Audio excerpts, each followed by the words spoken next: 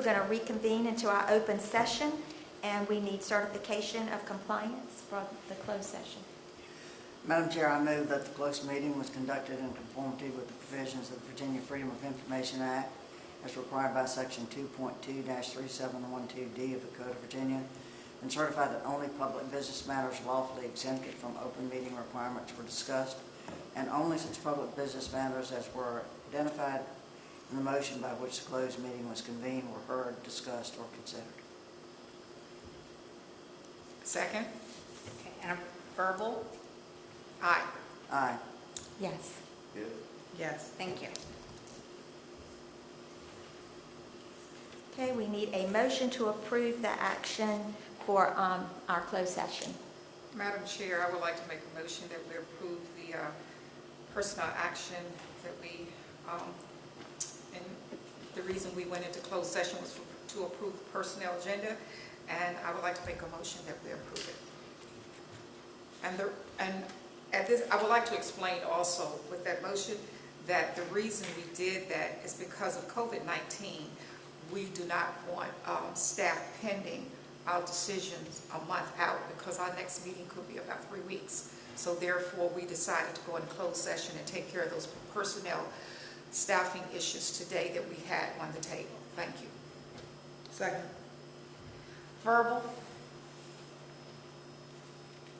Aye. Aye. Yes. Yes, thank you. Okay, now we're ready to go into the business part of our meeting today.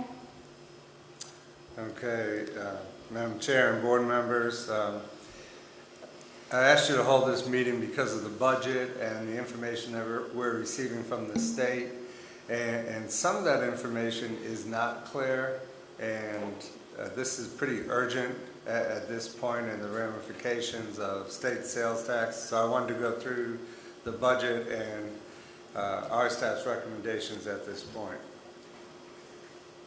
So if you go to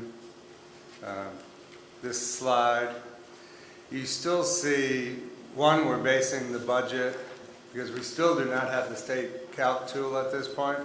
We're basing this budget on a daily membership of 5,605 students, which is a good size increase.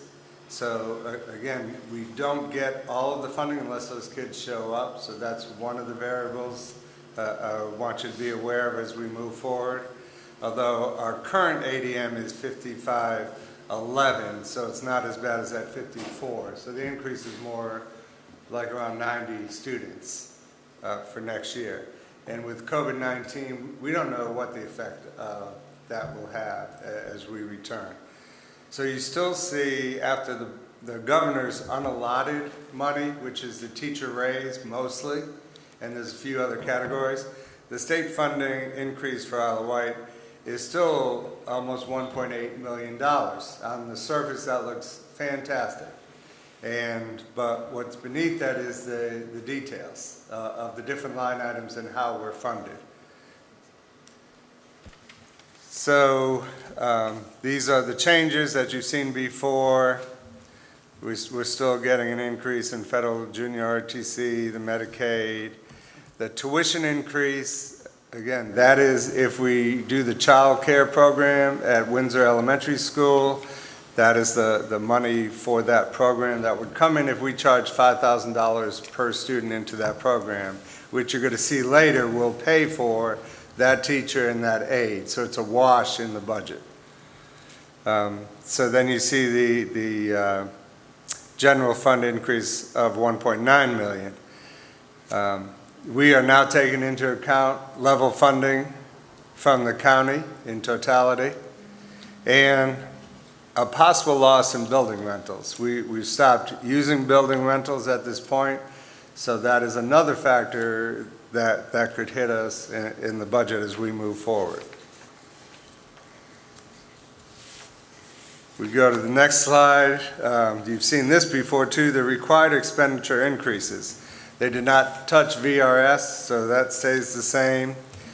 Really the only change on this slide from the prior budget meetings we've had is SSC Service Solutions, you'll see their decrease of $76,395. They recently called me last week, and due to COVID-19, and they know the struggles that everyone's having, they took the 2.7% increase out of the budget and reduced our payment. So it's level, except for we did add a plumber to the budget. So that's at $64,025. So that person is still employed by them, and we added that this year. So, but still very thankful for that phone call and understanding that we all need to tighten up as we move forward. So there'll be no increase from SSC. Do you see the water and sewer rates going down? I mean, like, just because no one's using any, That's a possibility. And electricity, is definitely going down at this time, but that's in this budget. So some of those variables, that's why we're not accounting for, like, where we're going to have loss of rentals and some of those. We see some of those as kind of a wash. okay. But yeah, that's a good point. Let me ask you a question.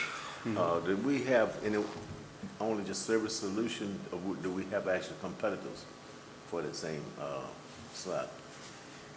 Service Solutions is our current contract. Okay.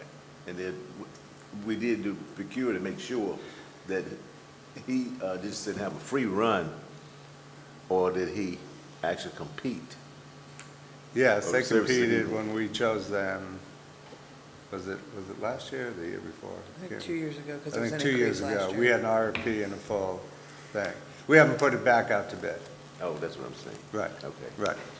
But in their contract is a factor for an increase of 2.7%, and that's what they said they're not going to charge us, that Okay. increase. Okay. So Okay. Service Solution had planned to do an increase. Yes. That's originally, the original contract that we had approved for next year, that's what they had planned to increase. Yes. The 76, okay. Yes, But ma'am. right now, they in agreement to go back to the original Yes, contract. Okay, thank you. Okay. I have one question on the TRAPE and the CSAP. Because these are programs that we do with other divisions, is there any possibility that those will be decreased at some point in time? The funds for those?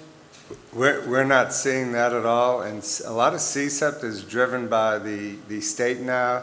There's a pool of money for those programs, and that pool of money is now open to anyone in the state. If some county joins another county and says, we want to start a partnership, they'll be able to pull from that same pool of money. So a lot of that increase is due to that, and we have to be aware of that. Thank you. As more people enter, Hampton Roads area and CSEP is going to get less money, which means all of us that have to contribute are going to be affected. Okay. So the next slide is salary and benefit impact. And again, the unallotted part of the governor's budget was the raises. You guys approved raises to fix teachers that were 8 years behind, 5 years behind, all over the board. Back in, I believe it was February we did this. That does carry over into the next year. So our recommendation is to give no raises at all next year, but those teachers who we move steps, we're not going to move them back. So there is a cost effect going into this budget of $235,831. And when the governor says unallotted, I want to be very clear, and he may say something different, and when you see the sales tax, unallotted means it could come back if we get out of this and the economy comes roaring back. That is fantasy. You are not going to see that unallotted money come back to any county. And when you see the rest of the presentation, you'll see why.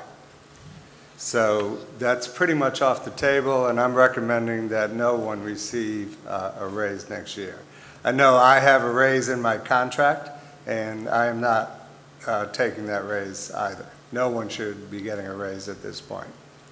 I think there's a lot of people out there that do not have jobs because of this. We're very fortunate to have jobs, and what I'm going to try to do with your help is hold on to all the jobs we do have through this. There's so many unknowns moving forward. I don't think this board or I can guarantee that no one will be affected, but that should be our mindset, that we try to not harm any of our current staff. So I want to clarify this. The step raises that we agreed to a couple of months ago to fix, Right. they will get that will stay the same, Yes. but no other raises for anyone. Because No that other was raises. well, I'm not going to say cosmetic, but that was just to fix something that needed to, that went too long, and these people Right. went without because of a clerical issue, I suppose. I'm just going to say that, clerical. Right. So But- all of the teachers were fixed, so they're being paid on our current scale for the years' experience they actually have. Okay, gotcha. And so this will, But going forward, no other this will raises. freeze everyone where they currently are getting paid. All right, I just wanted to make sure that was clear. Thank you. Yes. Okay. And again, as I get through this, I'm going to show you why we have to do this. Now, this is the unallotted money, which was about $688,000 that we were cut by the governor in unallotted money. The next is positions impact. I separated this out because these are two new positions that I am recommending we move forward with. But the only reason I'm recommending we move forward with these is these positions can be totally paid for, the tuition with the 18 to 20 students that would come into preschool, that $5,000 per would pay for these two positions. So it is no negative impact to us to move forward with a preschool program, and actually may be a benefit to the southern end, especially now with the need for, with parents having to go back to work and the need for their child's daycare. So any questions on that? Okay, the next slide I'm showing you is all the positions that we had put in the budget and what that totals to. Now, you will see the bottom two, the Carrollton first and second grade and the two elementary IAs. I put cut. It really doesn't matter if I put cut there or not, or on another position.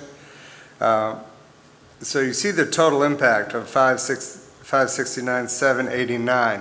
What this slide shows is we could fund those positions up to $569,000 on this page if we were looking at the $1.7 million from the governor, but we will not receive all that money, and I'll show you why.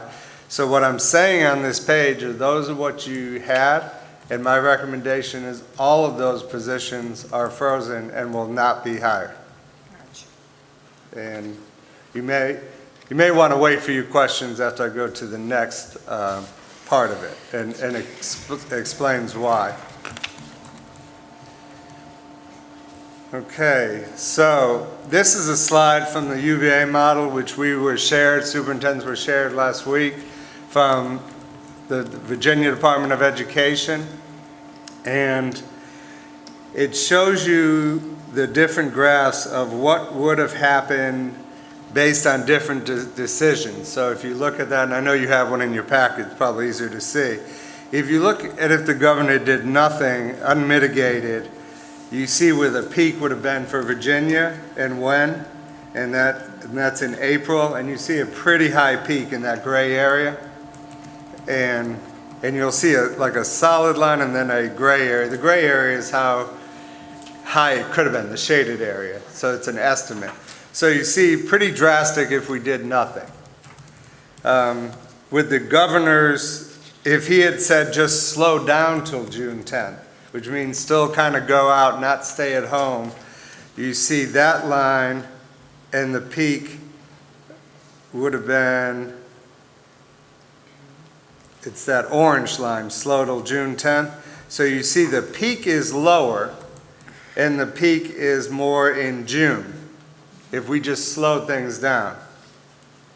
And then with the pause to June 10th, which is what we're under, you see that is that pink line, and you see now the peak could be in July, August, and starting to tail off into September, which is why we are now at the point of saying we are probably not going to have any summer school. We have to plan for possibly opening in the fall and possibly a shutdown if we have cases. We have to plan for maybe not opening in the fall. So there's a lot on the table for us to figure out. But I do want you to notice in any of those cases, they also show some examples if you did a pause to April 30th, which the federal government was doing, and where that peak is. So if you look at all of those, the peak is about the same. That orange peak, that little purple peak, and then the peak for the pause of June 10th. We are going to have a peak no matter what. We would have had a far worse peak if we did nothing, but we're still going to have a peak. The reason this is pushed out on the June 10th is that Virginia didn't feel like our hospitals could handle the peak. So that's kind of where we're at, if that helps you. All right, so what does that have to do with our budget? A lot.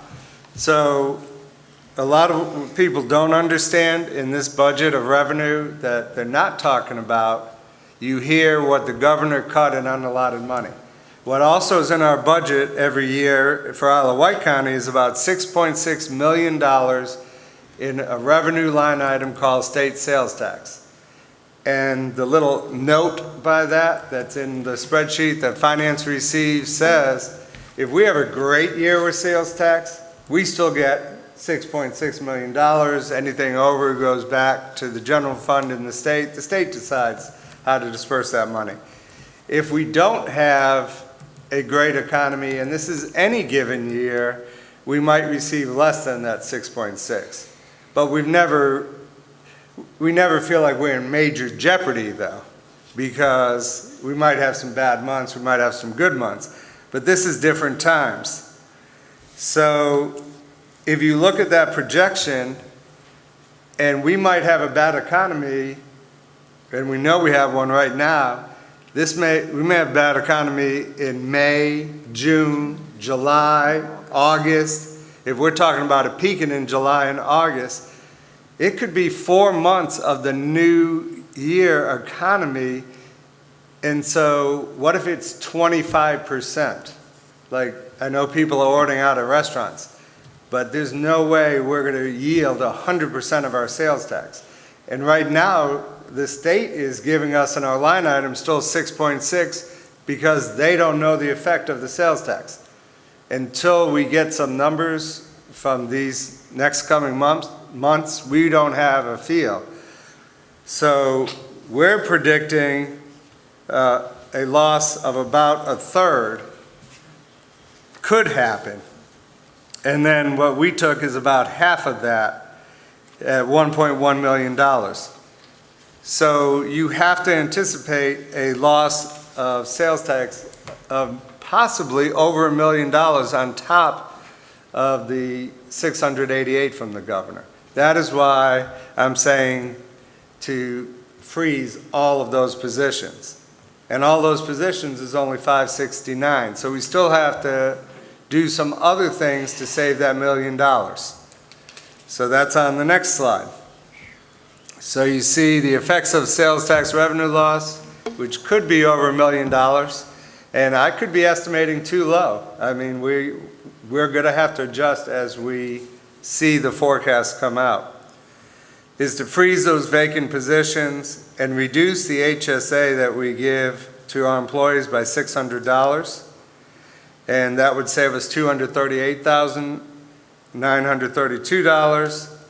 And then I'm also recommending to freeze the second half of the HSA. which means until we know, we have to put that money in our back pocket for, you see, a total of a little over $1 million in savings.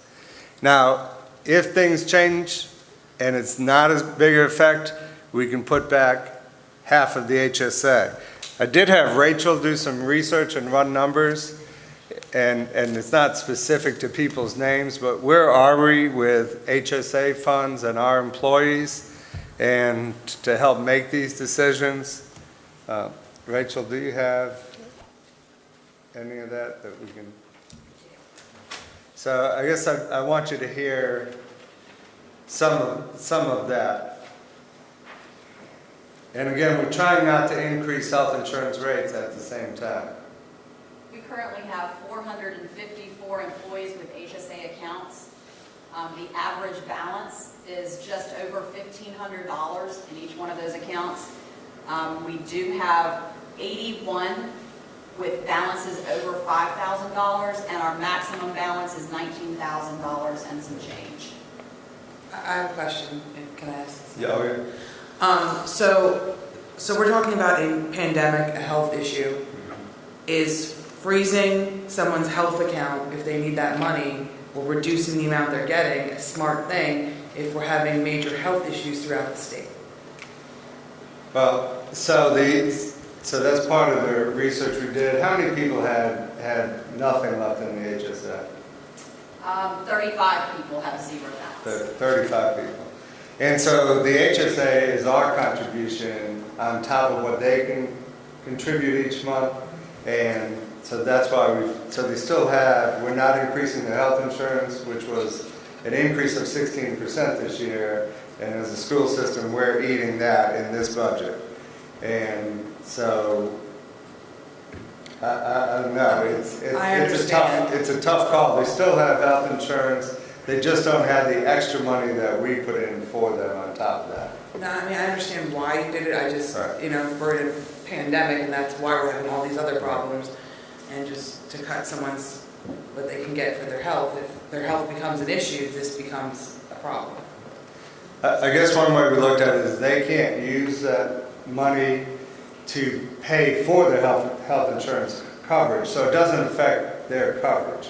It would It's just just affect money that their goes days. directly in there, right, for. So if someone was co-pays and hospitalized or stuff. something, it would help pay for those things, right? It could. Would And they a lot be of, reimbursed later for it, or is it something that money would just go away, or how does that work? for the part that we're freezing, if things go better, we can put that back in, so they would receive $600 for the year instead of the $1,200.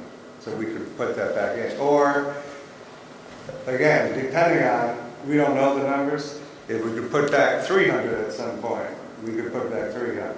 So that's going to be a moving number. And I'm hoping that I'm holding back enough money. I'm really scared at the state sales tax revenue. One of the questions that I asked we have 2 calls a week to VDOE through Zoom, and we can chat. We don't talk back and forth. But one of the questions I asked, is there any direct aid or something that will fill this hole? Because this is going to happen. And there's no answer to that yet. Until they see the impact of what happened these first few months, and the sales tax it's a 2-month, is it a 2-month thing, Rachel? So we won't see until like 2 months? If we can go back to the slide. Okay. On the right-hand side, that actually shows you the actual month that those revenues are for. So in September, we get July's revenue. So we're always 2 months behind. So when we say we don't know yet what we're going to get in May, June, July, and August, that's actually for March, April, May, and June. Because we have April. That's an accurate number for April? Yes. So we'll know May's in July? Correct. Okay. I have a So, question. yeah, so that's really holding up the whole state. And I asked that question last week when we were on that call, basically because I had heard, and I'm reading every day the news we get from VSBA, and when I see and hear counties saying, oh, the governor only cut us $150,000. You need to look a lot deeper at that budget. And like you could look at ours and say, oh, the governor only cut us $688,000 and we still have $1.7 million. But there's a whole lot that goes into that budget, and the individual revenue sheet for state sales tax, and we can get you a copy of that.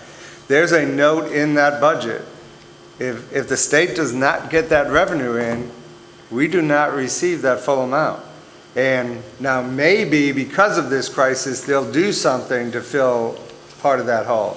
I don't know. I don't know where they'll get the money to fill those holes. So we are planning for worst case scenario, and really it's a stab in the dark. How do we have a full number for April if April's not over yet? That was last We year. get deposits on the 15th and the 30th of the month, but we are given those deposits 3 days ahead of the time they hit our bank. So we know what will hit Thursday today. But if you look at the Okay, I was sheet, just like, wait, it's still April. no, but if you look at the sheet,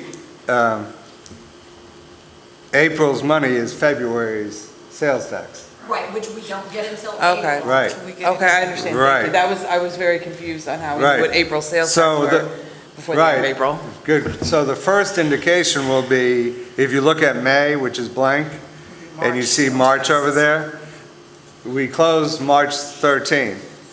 So when we get our May, we'll start to see the first impact of the COVID on the economy. And again, that was March 13th, so we may not see the full impact in March. And then June may even be worse, and June's will be April's. So once we get to what April's is, we'll have a much better understanding of the effect. And we may have to rethink and hold back more. So this is, Preliminary. I felt like you needed this information now, before we have meetings with the Board of Supervisors. And Ms. Tynes, I know you had said something to me about resource officers too, and they discussed that. Right. We're giving this presentation to the Board of Supervisors on Thursday. Again, if you just look at on paper, oh, the schools are getting 1.7 million, they're fine. No, we're not. This is probably the scariest budget I've ever been involved in as a superintendent, with the unknowns. And we have to be very careful moving forward. But you're not the only superintendent. Absolutely. I think you're going to be one of the better ones, because we stick to our budget anyway. All right. Dr. Thornton, do you want to mention lottery funds at all? Just Right, yeah, I know Rachel and I are discussing that. We didn't know how detailed to go. Lottery could be an impact, lottery funds. I don't know right now, again, how the revenue is. Are people getting out there playing the lottery? You Is play on that the going to phone. be lessened? Maybe they're playing it more, I don't know. But there are a whole lot of line items like that we are watching. And this we think is a good start. And I'll be back with you if I see the next two revenues and say, we've got to go deeper.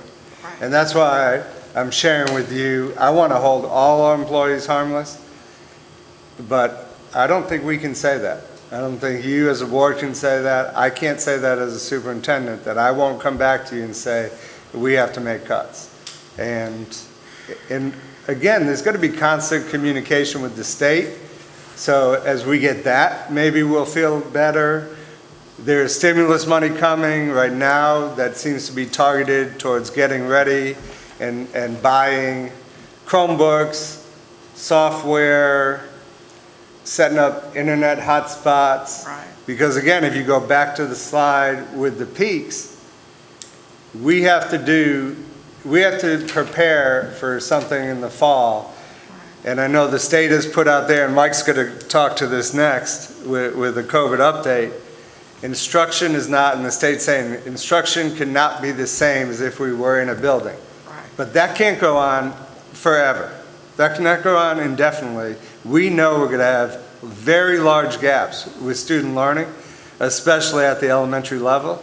All the research shows that, and if you do summer slide and apply that formula, the effects of elementary are large. It really doesn't affect middle and high school students, that factor. So we have a whole lot to think about. I am serving on the state school recovery task force, and we have not met yet, and we're trying to organize, and that's going to be, how do we recover from this as a school system? That will have budget impacts like I'm sharing with you today. It will have instructional impacts. It will have accreditation impacts. I know some of our conversations already is, and you may have seen the news, we're not doing SOL testing in the fall. There was a thought of, let's do SOL testing, use that to see what our gaps are, and then we can still use that as a recovery. That's probably the worst decision we could ever do, is to bring our kids back in the fall and give them a whole bunch of SOL tests. What we need to give them is some reading tests and some math diagnostic tests, find out where their gaps are, and then we're going to have to plan in the fall, how do we recover that learning before we ever start the new learning for the next year, which is going to affect accreditation into the next year. So we should be asking for a waiver for accreditation for 2 years until we can recover from this. This is not going to be an easy recovery for the budget financially or for our students academically. So I'm glad that I'm serving on that for Region 2. And so I'm sitting at the table, can bring that information back to you directly. And hopefully we make some good decisions and that task force put some good things forward as we move forward with this crisis. And so with that, the last page is a renewed or the new amended operating budget summary. And you see, again, level funding requested from the locality. Is there any questions on that? So basically, we're operating as we were last year. Yes, we do have those increases though on the one slide. Let me go back to that. But those are tentative, right? Like they could. We do have these increases, like VRS will happen, Right. and Service Solutions, that plumber we hired that plumber this year, that is a cost that's gonna go in. The debt service is something we have to pay. The rental fee at Hope, we have to pay. The ERIP, we have to pay. Property and casualty. Let me ask you, the ERIP, is that the Early Reading Yes, Intervention Program? And Early retirement, Oh, early. Retirement, where they come Early back and work retirement. 25. because we've already gone in contract with them. Right. So those are costs, and the health insurance is a big cost out there. But again, that was to keep it so that we eat the 16% increase. Right.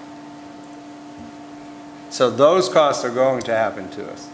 So if we have to tighten our belts somewhere else, we would have to look at materials, supplies, other costs, which is a very small part of our budget, which is already tight. And as we know, the majority of our school budget is people. That's right. So it's going to be tight. And we're going to be talking, I know I'm going to be talking to our school board attorney as well about our contracts for next year for different positions, and if we have to cut people, what do we have to do different? And have those conversations. And we may have that conversation where he comes and talks to you about those things as well.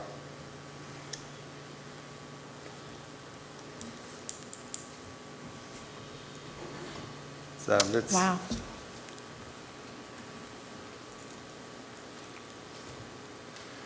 all right, and with that happy news, I guess next is the update on COVID. I wanted Mike to share.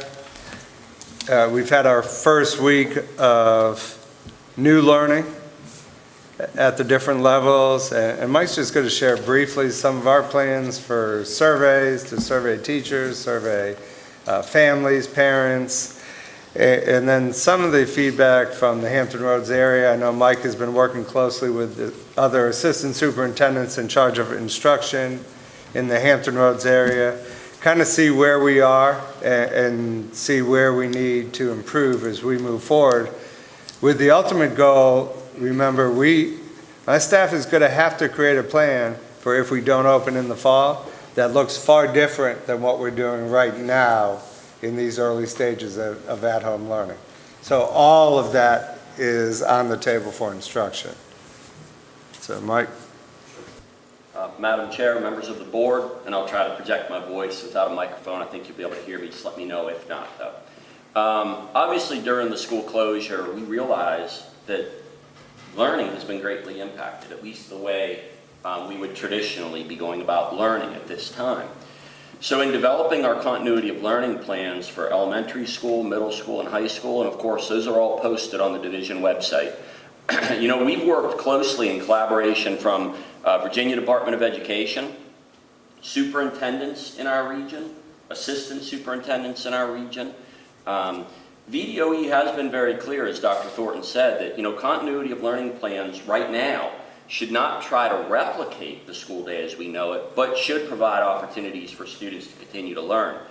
Now, I will say in our region, for instance, at the elementary school level, divisions within our region right now are doing everything from at elementary school, no new learning at all, just review packets, to a little bit more of what we're trying to do, which is a blended approach of some paper activities, online resources that are available to students and families, and some online instruction. Middle school is using a little bit more, as you would expect, of a blended of paper activities and online learning, while high school transitioned pretty smoothly to predominantly online learning. So one of the things we also know and have to consider, though, is with any of the online learning or online resources, we know that there are families and children who will not have access.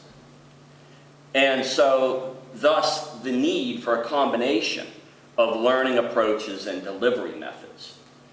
So that has to be a great consideration as we move forward. One other thing I wanted to note is we've actually worked with divisions beyond our region. So through William & Mary and a group that we're part of at the College of William & Mary, we've actually been part of, and just as recently as of Friday afternoon, part of a group that's collaborating across the state of Virginia on continuity of learning plans. That's been very helpful to help provide learning during this difficult time. So again, one of the things Dr. Thornton started to mention was about diagnostic assessments in the fall, or when we return.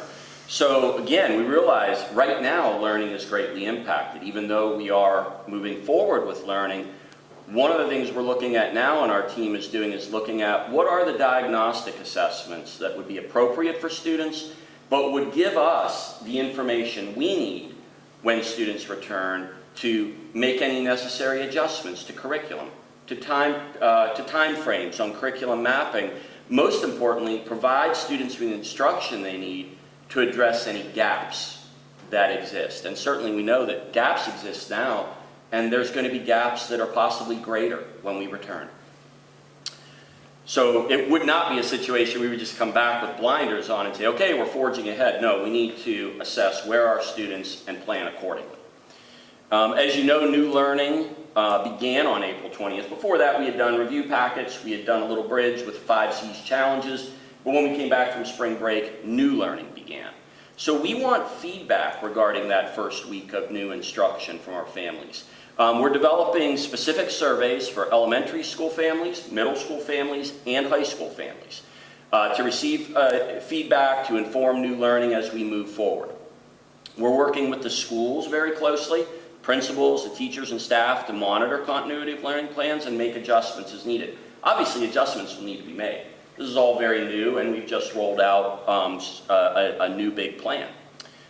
Teachers are also working really diligently to closely monitor their instruction, their delivery of instruction, and then make adjustments based on feedback, whether it's individual teachers or at a division level.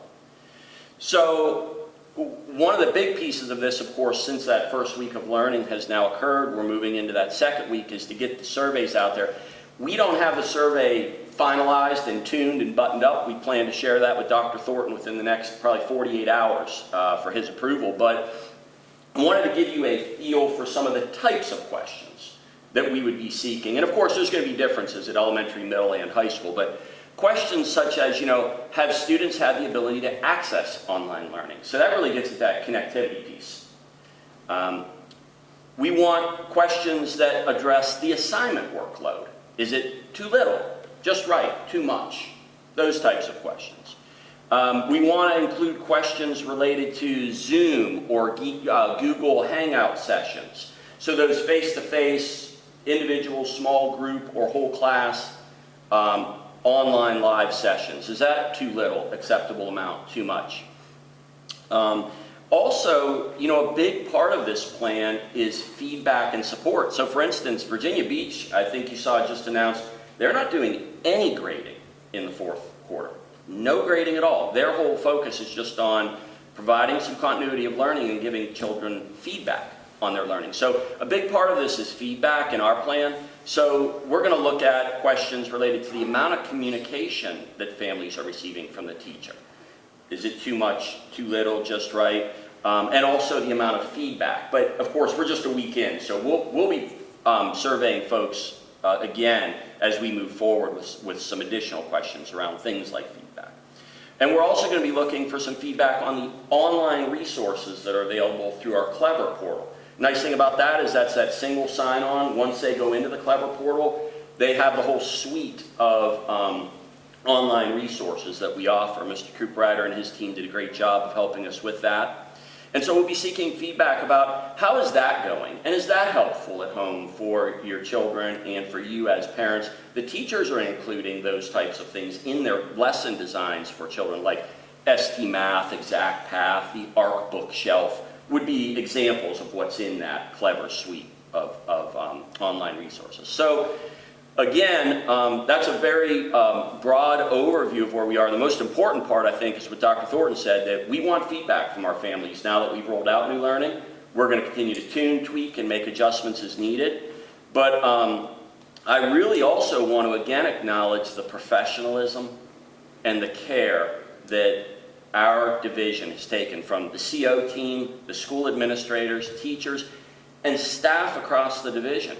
The tremendous care they have taken as we move forward during this difficult time to really do whatever's necessary to continue to provide learning for our students. Thank you. May I ask a question? Question? We all know that K through 3 in reading is critical. And one of the things that, since I've been helping with homeschooling my kindergarten grandson, we have totally utilized the ARC bookshelf. And I can't imagine not having that at this time that's so critical for him at kindergarten. And that has been a tremendous amount of books at his fingertips by that iPad. But then my mind goes to those kids in K through 3 that do not have that iPad. Now, is the ARC bookshelf something that's loaded on the iPad, or is that access you have to have the internet? So, and Mr. Cooper, you can jump in if you need to clarify anything, but through the Clever portal, the student will be able to access the ARC bookshelf. So if they have one of our iPads and they log into Clever, they would have the ARC bookshelf. The more, Eric, is that pretty close to the correct flow? So they need the internet. It is highly recommended, yes. Is it something that can be loaded? From discussions I've had with department members, we have to load book by book. So you have to open the iPad, download book, and then open the app and read them. Where if you have, and that's a lot of manpower to do that, and a lot of space that those books take up.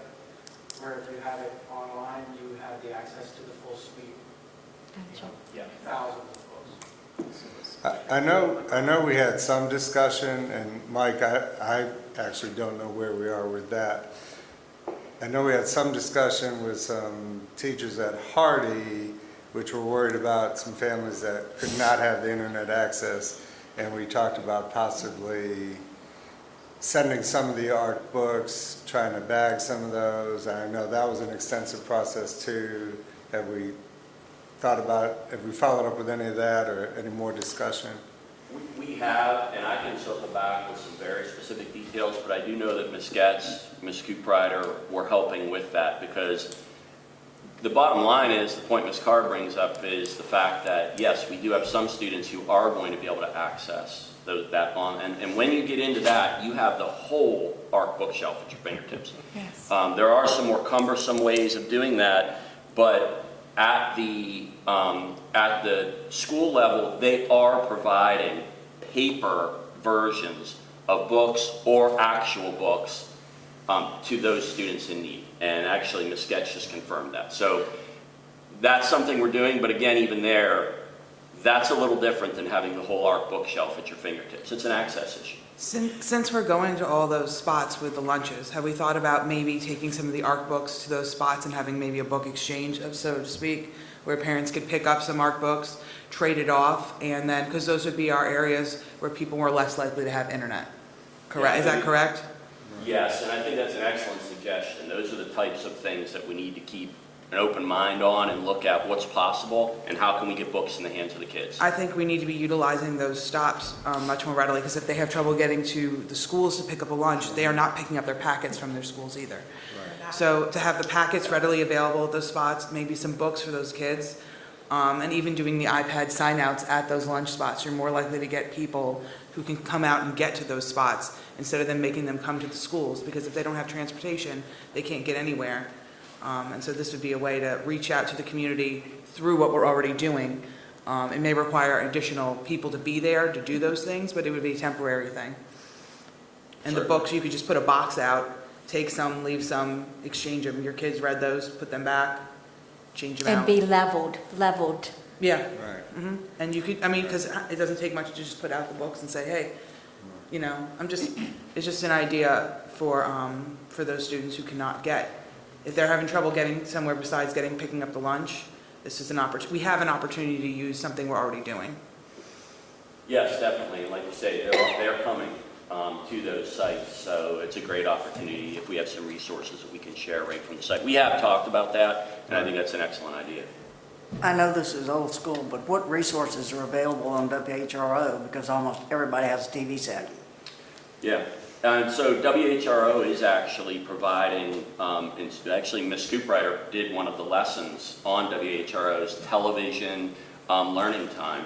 And so they are providing some learning for students harnessing the power of the television broadcast. They're doing a great We're job. part of that. We've publicized that and put that out to our families. So WHRO has been a great partner in this.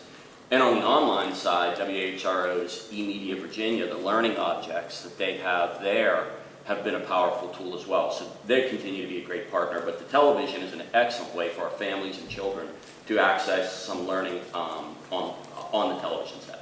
That seems like something to me that we should be promoting more of, because we know that's available to every kid that we've got, probably. Yes. At 1 o'clock. And online stuff is not. And I agree with Mrs. Perkins, because as well, we have the local spectrum. And we, with the local channels that we have, and of course, we're videoing meetings here. Why can't we utilize that same channel for some of the instructional things? I mean, If WHRO. possible, Yeah, we could reach out. reach sure out. could. We could investigate it, absolutely. Yeah, we absolutely can. I think we have to keep an open mind, as we said, and keep looking at every opportunity, and as a community using all the resources we have. So thank you. WHRO is doing a great job. My kids watch it every day. 1 o'clock is when kindergarten starts, and they're in 15-minute increments through 3rd grade. There's not much for 4th, 5th, or 6th grade, but they do have algebra and earth science at 2 algebras, 2 to 2:30, and earth sciences. And that's on 15.2 if you don't have cable, because I don't have cable. So, and it's accessible whether you have cable or not. So Those in- kinds of things I think we need to make sure that our parents are aware of, our families are aware of, if we're not sending out that kind of information. I don't know. In the survey, could it be a question that might give us more information as to the parents who, they may have internet, but they don't have an iPad? I mean, that's certainly a possibility too. Yeah, the parents using their stuff to work all day and the kids don't have access. Right. Can we ask also in the survey about consistency of learning? How consistent do you feel the learning is amongst maybe all the, if you have multiple children, amongst their teachers? With your own, that one specific child, how consistent do you feel that learning is? I mean, because I think that's a big piece. Yeah, we can certainly. And how are you as a family doing with the learning? What are, like, that would be more of a question they can write in. What are the strengths and what are the weaknesses of what we're doing right now? Where do you feel we can improve? Excellent. And some teachers are better at this than others. And you know, there are folks that are great teachers in the classroom who may need help trying to move the instruction to this kind of format. So are we doing education with our teachers? Yeah, that's a great point, Ms. Perkins. So one of the components of this continuity of learning plan includes professional learning for our teachers. So on Mondays each week, we are providing a connected longitudinal series on teaching, so methodologies that teachers can utilize in a distance learning model, online model, blended model. So we are absolutely addressing that because, as you say, for many of our teachers, this is a brand new approach. And so we're doing everything we can. I know Dr. Kale has been working really hard with Ms. Getz and others to put that plan together. They've actually already rolled it out.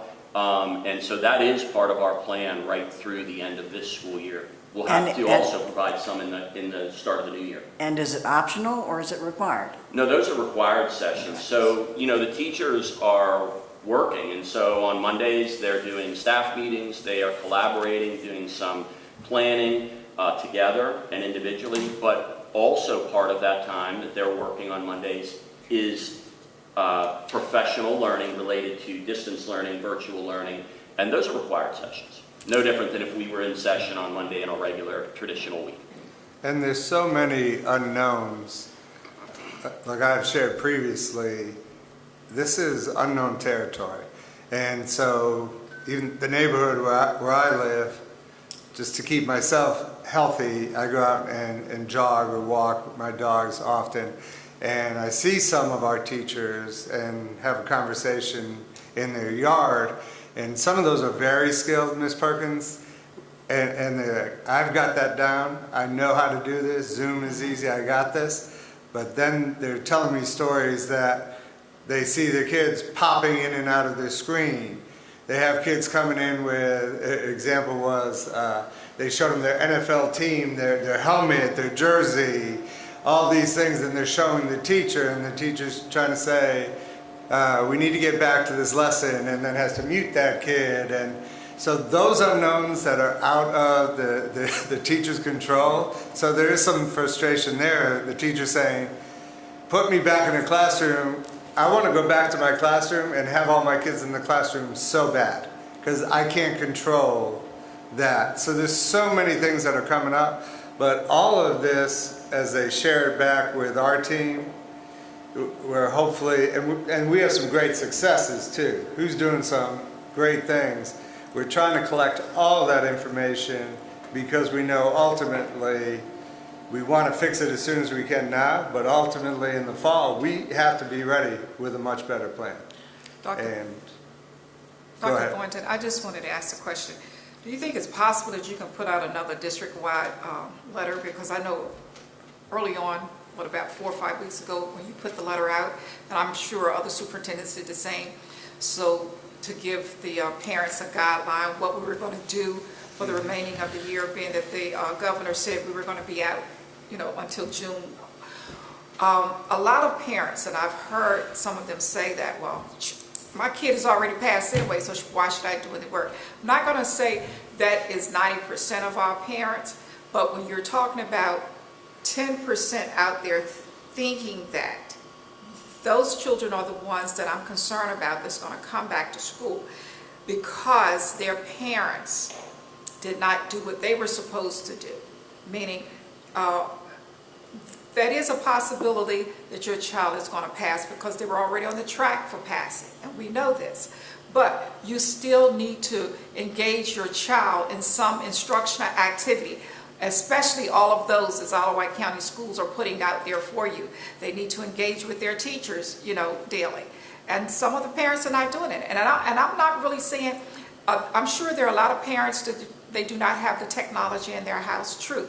This is what we tried to do as a board about 6-7 years ago. But a lot of them, they don't have the internet service because of where they're located. But a lot of them do. I want to know of those people with the technology in the house and with, everything, what are they doing to engage their children, keeping them on task. I understand there are some parents, you might have some parents out there in high school level, middle school level. It's been years since they've been in the classroom. They could have college degrees, but if you have not worked on that particular subject in years yourself or studied that subject, you may have to go back and refresh yourself by reading some of these things too. But my biggest concern is what Board Chair Jackie said earlier, Ms. Carr, about that K3 group. Because once we lose them, we're pretty much sometime lose a few of them for life, meaning from 4 through 12, if you do not get those basic skills. And that's my biggest concern, are pretty much how many of those parents that are staying engaged with their children as with the instructional piece. I'm going to speak to this because I am one of those parents. I have 2 kids who are in the K-3 range and a 5th grader who's technically in elementary too. And I know my husband and I are both working 40 hours a week, and we are still making sure our kids are doing all their work, just like a lot of other parents that I know. So actually, I'm a little offended that you would say that the parents are not doing what they're supposed to be doing. You misunderstood me. Because I said 10, maybe it's probably 10%. You're with that 90%, so you didn't hear me correctly. Of course, I expect you to be engaged. You are a board member, nothing else. But there are some parents out there have already said, hey, we're on summer vacation, okay? They are not going to be on task at all with their children. And all of us sitting here, we know this is happening in some households. We can reach out to them. We can go knock on their door. But once we are out of sight, and we know this, teachers know this during the school year. The children come to school, they know the children that, hey, this is the child that I know will not be engaged in any instructions unless they're in this classroom. Once they leave this classroom, like for a weekend, go home for the weekend, they'll pick up when they come back. So what I'm seeing on my end as a parent of those kids, and I don't want to throw anybody under the bus because I'm dealing with my personal, and every teacher is doing different things, which I see as an issue as well, because some teachers are meeting once a week, some teachers are meeting 3 times a week, some teachers are reading to their kids 4 or 5 times a week. I'm seeing a 20-minute meeting, and this is pretty consistent, and maybe a group meeting, once a week for 20 minutes. So you're seeing my kid once with everyone else's kid for 20 minutes, and my kid alone for 20 minutes, and everything else is what I'm doing with my child. Now, I know a lot of people I know are hiring tutoring services because they are frustrated and they feel like they're left out with nothing to do. The packet, my kid beasted through that. I got 2 packets for elementary, and my daughter's in 5th grade got 4 packets.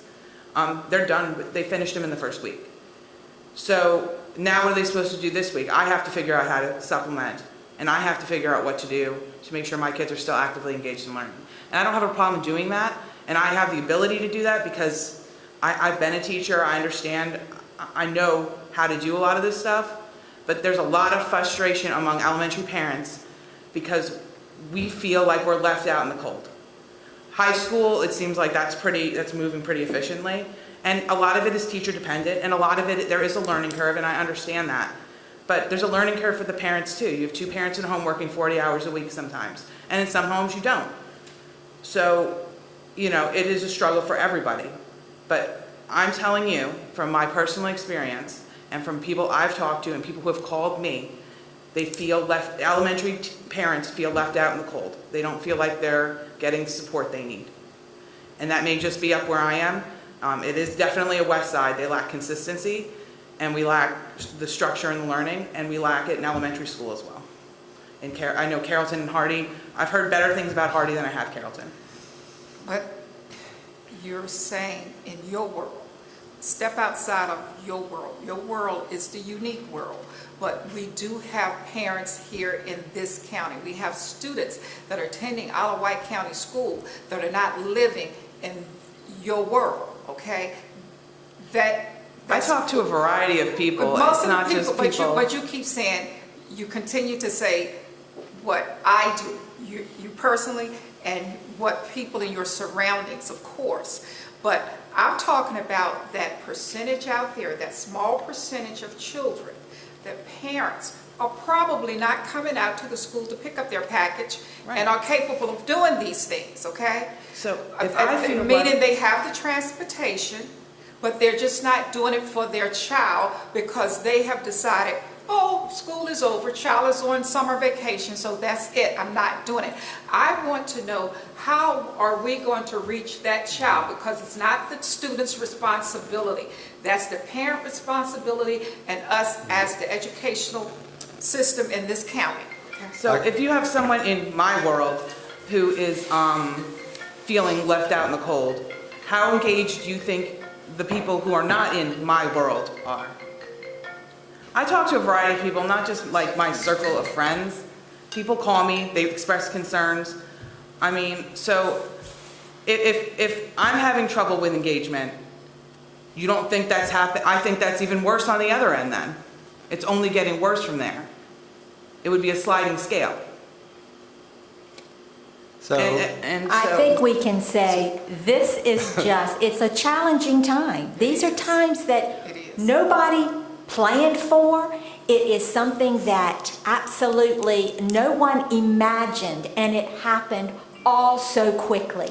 So we're all living in a challenging time. And I will say that I've been very aware at my end of what's going on in grade levels where my grandkids are, and they have the packets, but it says what to do Monday, what to do Tuesday, what to do Wednesday. So it's very specific as to what they are to do each day with all these extra things. If you want to do the extra, that would take lots of time. And so they don't get through their packets very quickly because it is very specific as to what they're supposed to do each day. So we're lacking consistency because that is not what we got on the northern. So maybe when we do, and you probably already are doing grade level planning at each school. Right. So maybe the grade chairs at each school might kind of communicate. So it could be a little more consistency. But again, it's all new to everybody. And, I know people are working so hard. And to even hear Dr. Thornton say, we got a plan for opening for September, at the same time, we may be doing all these plans that may not even happen. That's true. I mean, can you imagine the work that's going to happen that we're doing but we're all uncertain about what's going to happen? This is just really challenging times, and we're all working hard to do what's best for our kids and all of our kids. All of them. so We I actually gonna have- I have an answer to your concern too, but before I get to that, I think consistency, I think feedback from board members themselves. You have children, Jackie's dealing with her grandchildren. Anyone who's watching, I think maybe some correspondence could go out from principals. We need parents to contact their principals and give us feedback. We're going to do the survey, that's one thing. But if they're frustrated or there's something that's working, anything they can send to their principal that then principals can send to our whole team will help, I think, build that consistency so that we can put a better plan together. But Ms. Tynes, your concern about the parents who are not doing, or the kids have shut down, that is a concern. And I do think we can send out information again. We did send out information that our kids are moving to the next grade level, but they have to do the work. Well, how do we know they're doing the work? We're not able to collect that work. That's true. We're not grading that work. Every system is struggling with that, but one way to monitor that is from the teacher level with the Zoom meeting or the individual meeting and the feedback, which I think we have to strengthen. Are they signing up for those? Are they there? Are they communicating? If they're not there, I think we need to follow up with some individual conversations with those parents. Because the literature that we sent out, and I will send it again, and we can have principals talk individually to parents, is yes, you're moving on if you do the work. If you don't do the work at all, we are going to have to make some different decisions. We don't want to hold a child back because of a parent either. That's true. But so we really have to carefully measure all of those things and collect that information. But we can definitely send out information and try to make some direct contact with some parents from what we already know. I think that will help.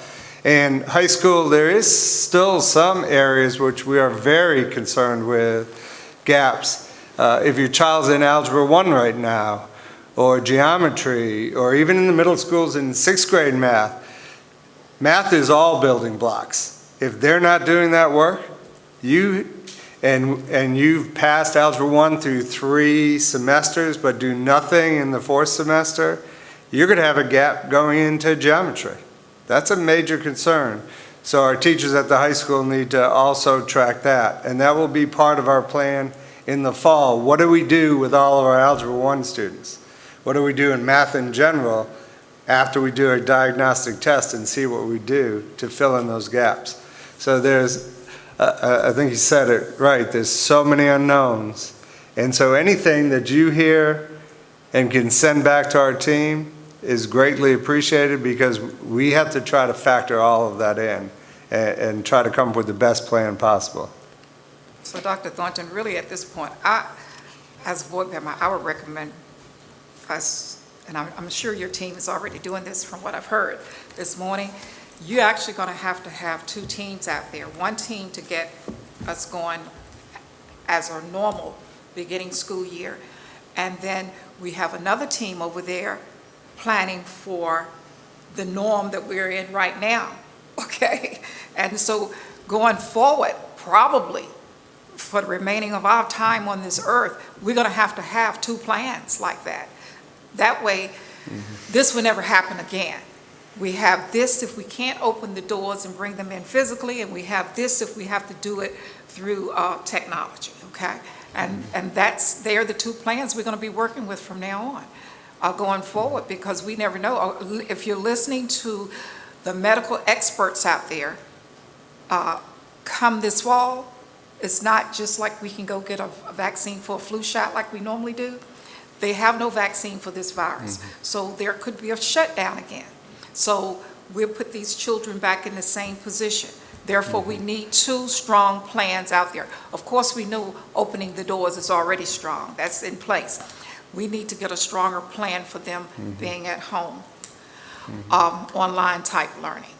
And I know you'll hear at our next board meeting, I know Eric is working on the next level of purchase, hopefully through stimulus funds. That I'm going to find out more about the stimulus funds tomorrow through VDOE, and possibly having Chromebooks for every student at the middle school level. And we could push down all the iPads to elementary, but that's not as easy as it sounds either, because some of those iPads are too old to do some of the things we need. So I know Eric and his team is looking at that level of a purchase. How can we do that? I know already our stimulus funds are going to be in the area of about $500,000. That's not going to do it. We're not going to be able to do everything in elementary and middle school.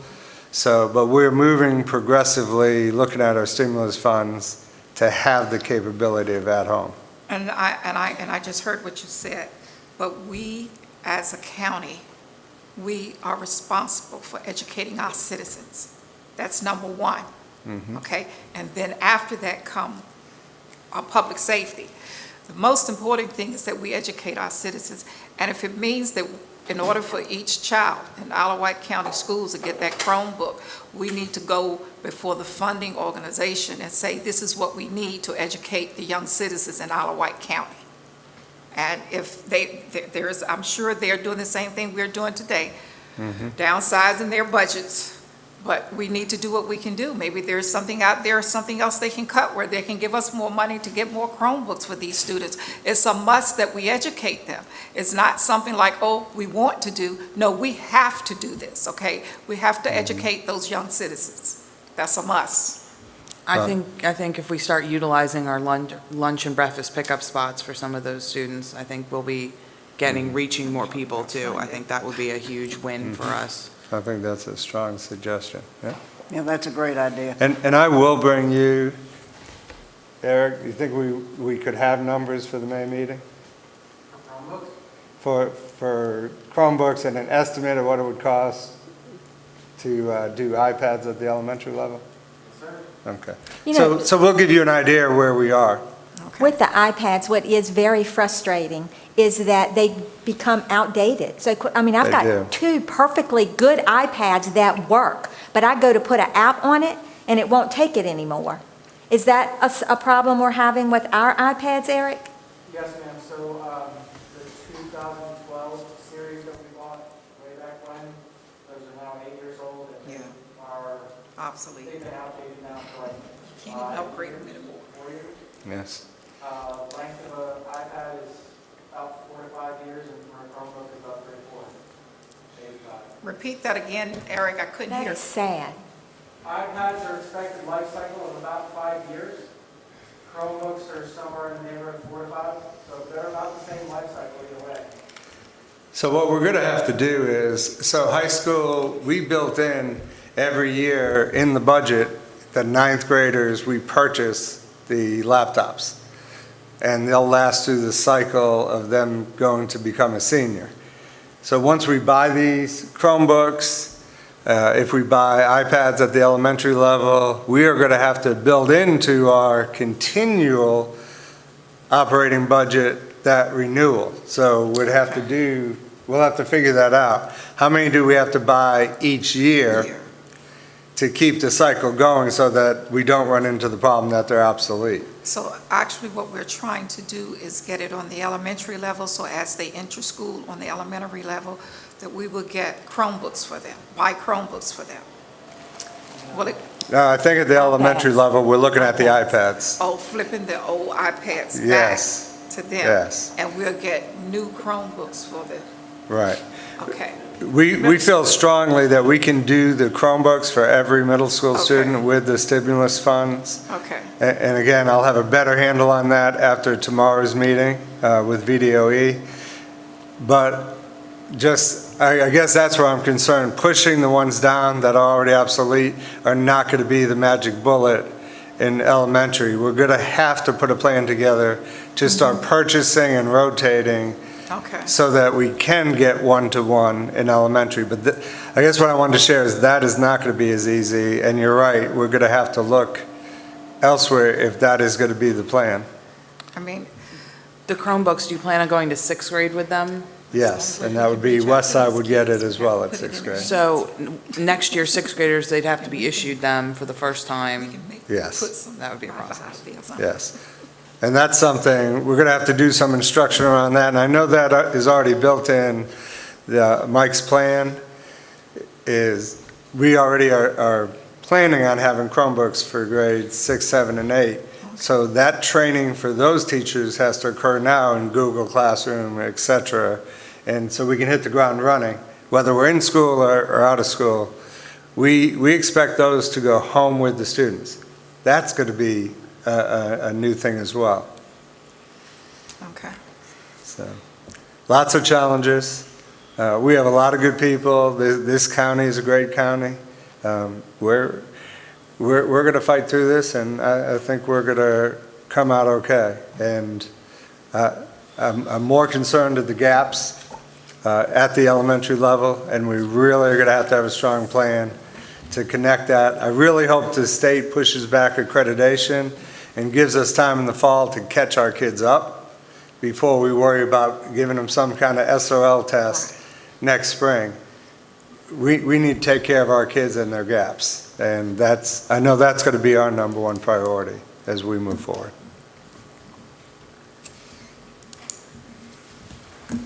Well, hopefully you serving on that state committee, and congratulations to you also for District 2, that maybe that's something you all can recommend from the committee.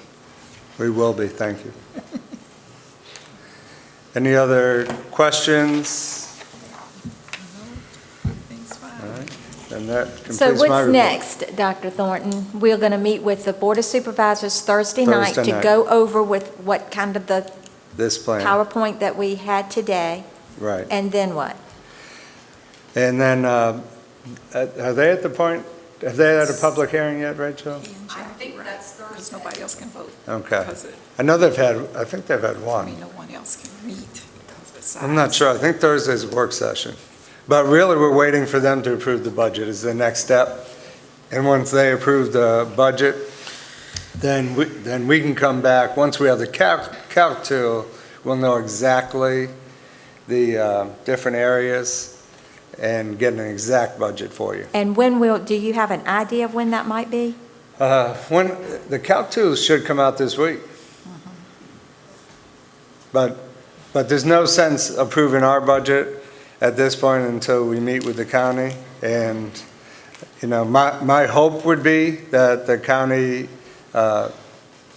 provides us the level funding and doesn't take any funds from us at this point, knowing the uncertainty of our state funds. Because and we that still may have to cut even beyond what you have showed us today. we may have to. We took a best guess, and once we do have some solid figures that come in the revenues, then we'll have a better understanding. But it's very scary with the state money, that if we lose any local funding, I don't know how we survive at this point. So, and I know in my conversations with Randy, where they're sitting right now is that we're at level funding, which I understand completely, that we should be at level funding. They have to freeze money themselves as a county as well. And that's basically what we're doing, except for the necessities that you have to pay. We're freezing all those things. Any more comments? Ms. Hewlett? No, I'm good. Mr. Wilson? Okay. The meeting is adjourned.